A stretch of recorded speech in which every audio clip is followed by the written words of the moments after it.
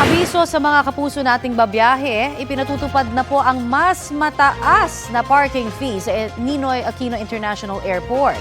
Para sa mga kotse, 50 pesos po ang singil sa unang 2 oras, 25 pesos sa kada susunod na 1 oras.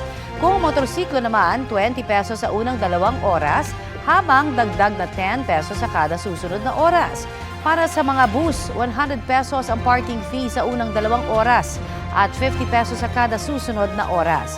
Kung may flight naman kayo at kailangan pong mag-overnight parking, 1,200 pesos ang bayad sa mga kotse, 480 pesos sa motorsiklo at 2,400 pesos sa mga bus. Epektibo po ito mula kahapon, October 1st. Ipinatupad po yan para makontrol ang dami ng mga nagpa-park at maiwasan ang pagsikip ng parking spaces. Kapuso, para sa mga maiinit na balita, mag-subscribe sa GMA Integrated News sa YouTube. Sa mga kapuso naman abroad, subaybayan nyo kami sa GMA Pinoy TV at sa www.gmanews.tv.